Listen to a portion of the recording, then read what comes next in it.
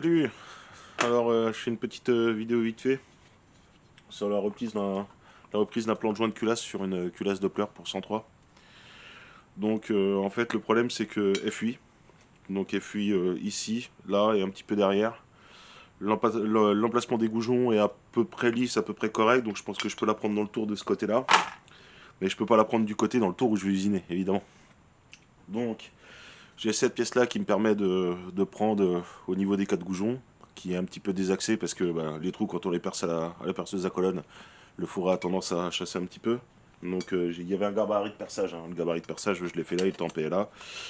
Donc lui, le gabarit il est bon, hein. C'est juste que bah, ma perceuse à colonne étant pas terrible, forcément, les forêts y chassent un petit peu. Mais ça, c'est pas grave, parce que si ma culasse n'est pas très bien prise, bien centrée par les quatre goujons, de toute façon, les culasses, les moules étant tellement foireux que voilà, tournera jamais rond. Donc j'ai un mandrin 4 morts pour pouvoir corriger ça. Ça va me permettre de désaxer ma culasse dans le tour pour pouvoir pouvoir la réaxer propre si vraiment j'ai besoin. Donc là, ce qui se passe en fait, c'est que cette culasse là, je dois la resurfacer autour. Le problème, c'est que je peux pas la prendre derrière parce qu'évidemment les boulons ils ont été tous serrés foirés. Le puits de bougie aussi. Donc le puits de bougie. euh, En fait, la culasse, je peux pas la prendre par le puits de bougie. J'ai bien un petit outil là qui me sert pour je me suis servi pour des culasses de Solex là, un prototype de culasse de Solex que j'avais fait vite fait il y a un an ou deux là, qui est en deux parties. Donc voilà, pour mettre ça directement dans la perceuse à colonne. Et en fin de compte, mon petit outil, il est pas terrible, il est beaucoup trop gros, il rentre pas dans les ailettes. Et en plus de ça, l'endroit où se prend enfin, le joint de bougie, enfin le plan de joint de bougie, en fait, il est complètement dégueulasse. On dirait que les bougies, elles ont été serrées à moitié de travers. Donc je peux pas la prendre comme ça, en fait, la culasse. Donc je vais aller réaliser ça pour pouvoir la prendre. Mais avant de pouvoir la prendre à cet endroit-là pour qu'elle tourne rond, je vais être obligé d'aller alaiser ce côté-là. Donc pour alaiser ce côté-là, je vais être obligé de prendre la culasse, la retourner d'abord, donc ça fait une opération en plus.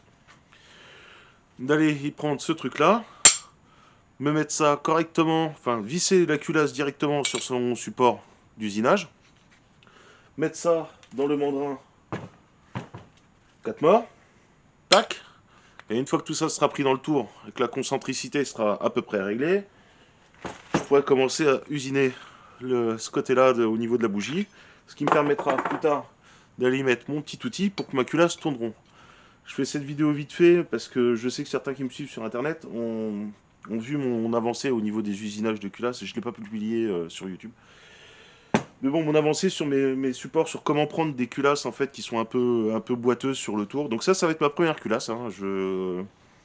Voilà, j'avance un peu comme ça, à la YOLO, les yeux fermés, vraiment, avec le matériel que j'ai et les idées que j'ai en tête. Donc voilà, je voulais juste en faire part. Donc si ça fonctionne, ça fonctionne. Si ça fonctionne pas, ça fonctionne pas. C'est pas grave, ce sera juste du temps de perdu. Le but étant de pouvoir mettre un joint de culasse comme ça sans que la culasse fuit comme un panier percé parce que là c'était vraiment j'ai démarré le moteur et c'était juste affreux quoi. C'était complètement abusé donc l'idéal serait de pouvoir faire passer ces joints là. Après il y a à la louche entre 5 centièmes et un dixième de matière en moins qui manque sur la culasse entre les goujons.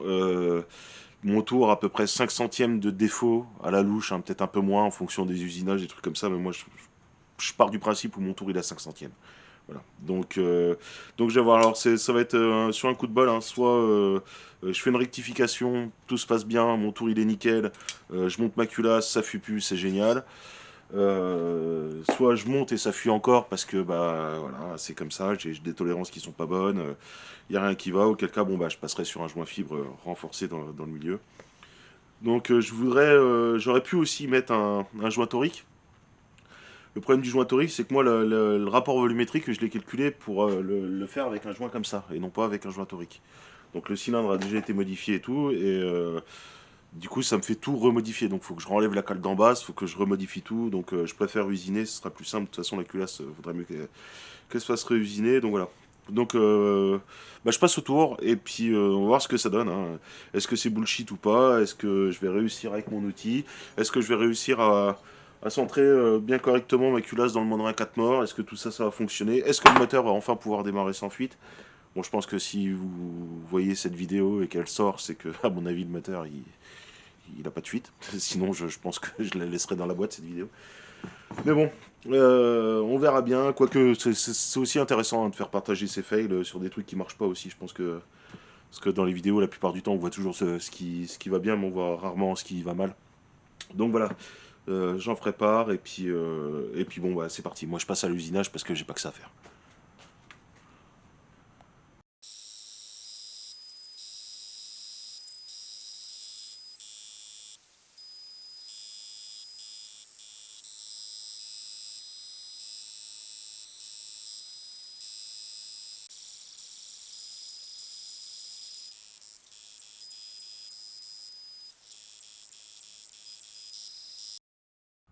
Bon, alors j'ai avancé un peu dans mon coin, donc je l'ai monté directement la culasse sur l'outil. Euh, évidemment, ça va pas. Hein. Il y a, j'ai vite fait mesurer. Voilà, donc sans le mandrin 4 morts, sans réusiner quoi que ce soit, en me prenant directement par le puits de bougie, en faisant rien d'autre. Là, j'ai entre 1 mm 2 et 1 mm 3 de foron, en fait. La culasse, elle est décalée comme ça, elle a un voilage de 1 mm 1 mm 3. Donc, j'aurais osé espérer ne pas être obligé de monter le mandrin 4 morts. Je vais essayer de ne pas le faire d'ailleurs. Finalement, je vais essayer de m'épargner le montage en 4 morts. Je vais voir un peu dans l'autre sens comment ça se met et tout. Mais là, ce qui est sûr, c'est que le puits de bougie, le dessus du puits de bougie, je vais être obligé de le reprendre. Parce que si je le reprends pas, la culasse, ça va continuer à tourner comme une patate. Quoi. Donc voilà, je vais avancer un peu dans mon coin. On verra à peu près ce que ça donne par la suite. Voilà, c'est tout.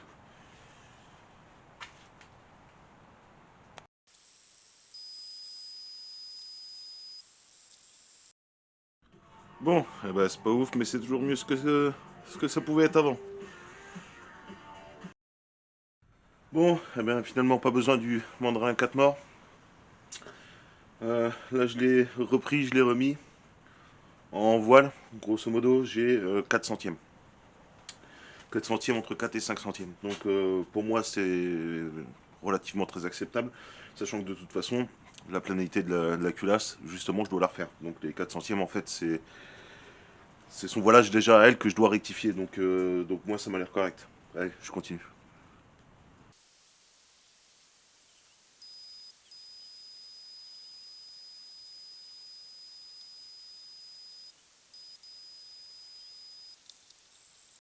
Bon, alors, c'est le moment du bilan. Hein. Alors, c'est pas ouf. Hein. C'est vraiment du mieux que j'ai pu. Hein. Donc, l'état de surface, c'est pas excellent, excellent, mais je veux dire, à la main, on sent vraiment rien. Hein. Ça reste quand même assez propre. Donc, j'ai quand même testé la culasse. Je l'ai monté 30 secondes pour démarrer le moteur avec ce petit joint là. Ça a l'air de pas fuir. Alors, vraiment, ça en a l'air. Est-ce que ça fuit vraiment pas du tout ou quoi c'est compliqué. Mais ça a l'air assez propre. Alors je vais voir, je vais faire tourner le moteur, le temps de chauffe, le temps de resserrer un peu la culasse, que tout ça se mette en place avec ce petit joint. Et puis si je vois que ça continue à fuir, bon ben tant pis, hein, ce sera encore un repassage autour avec 1 ou 2 dixièmes d'heure enlevé. Et puis on y mettra directement un gros joint avec un cerclage en acier. Ouais, il n'y aura pas le choix. Donc voilà, c'était juste pour partager un peu ce petit truc là, les avancées sur le surfaçage autour. Et puis c'est tout. Voilà, salut.